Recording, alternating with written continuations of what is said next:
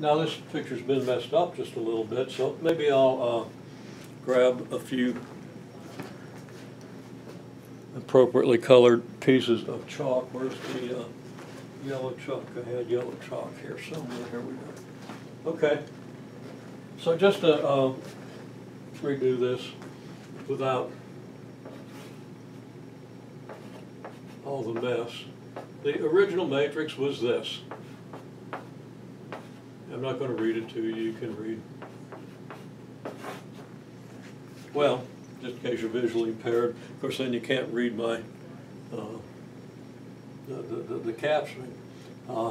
But 2, 7, -1, 5, 1, 2, 2, 6, -4. Okay.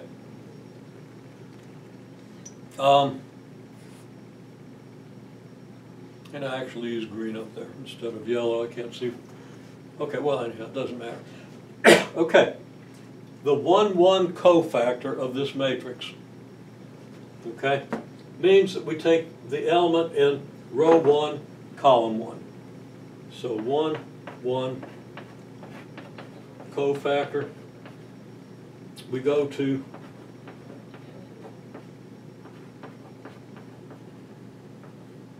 row 1, column 1. We eliminate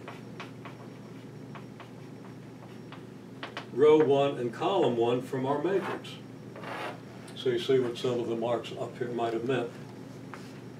And the 1, 1 cofactor depends on the determinant of the matrix that we have left.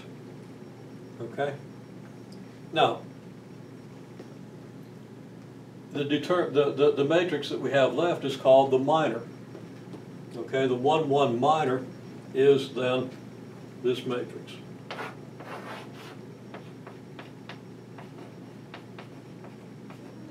Badly written, but it says 1, 1 minor.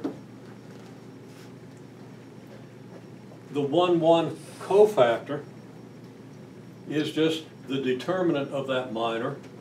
The determinant of that minor is what? -4 here, and you're subtracting 12, you get -16. The determinant of the 1, 1 minor is -16, and we multiply that for reasons that we don't want to explain right now by -1 to the 1 plus 1.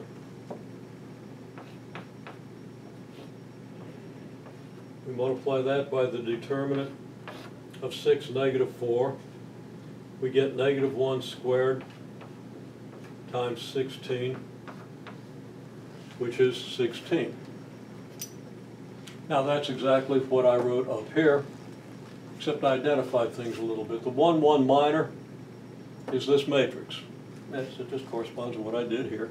The 1, 1 cofactor, we multiply -1 to the 1 plus 1 by the determinant of our minor.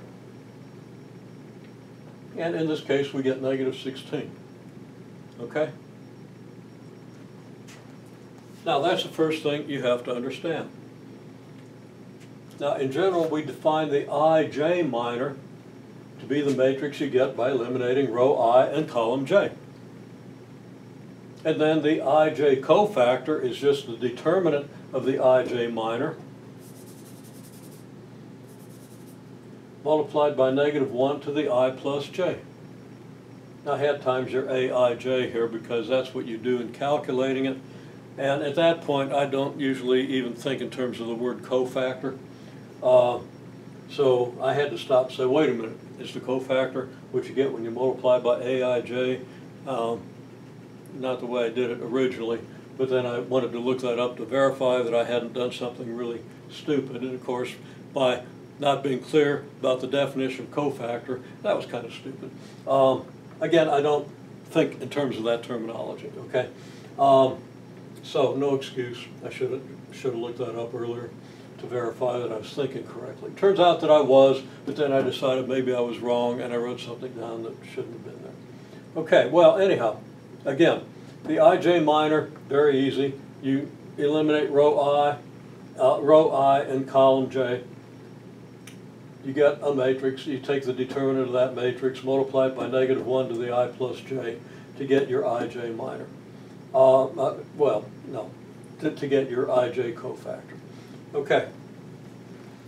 So, next question, you should work this out. What's the 1,2 cofactor? Don't look at what I've done here. Don't look what I've got up there. The 1,2 cofactor. Well, 1, 2 means that I is 1, J is 2, right? So, use the definition. What's the ij minor for 1, 2? I is 1, J is 2. And then, what's negative 1 to the I plus J if I is 1 and J is 2? And what's the determinant of the minor that you get? Okay? Work that out. Okay, well, I'm going to go ahead and talk about it. And I'm going to talk about it down here again.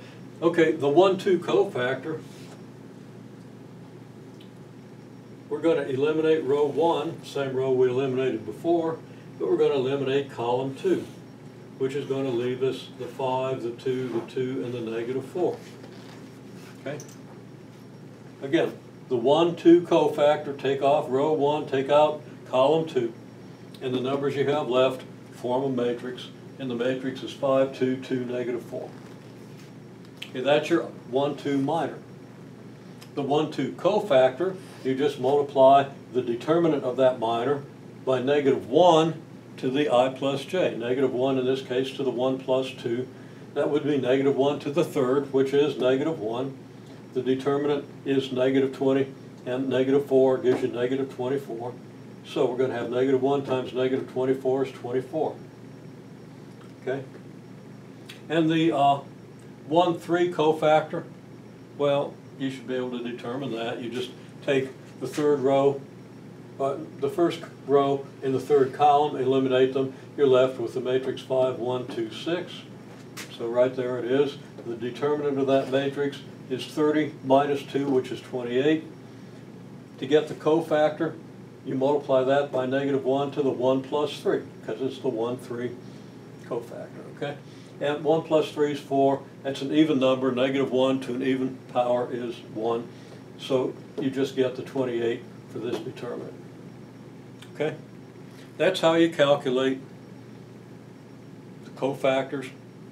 And then having calculated the cofactors, you just multiply every cofactor by the number in that position. Now let's be clear about what I mean by that. The 1, 1 cofactor, which was 16 up here and down here, okay, was negative 16, I'm sorry, gets multiplied by, this is the 1, 1 cofactor, by the 1, 1 element of the matrix. The row 1, column 1 element, which is 2. So we take this 2 multiplied by this minor, by the determinant of that minor, actually by the cofactor that we get from that minor. So that's going to be 2 times negative 16. Okay. Then the 24 came from the 1, 2 cofactor. We multiply that by the 1, 2, row 1, column 2 element, which is 7. So we're going to have 7 times our 24.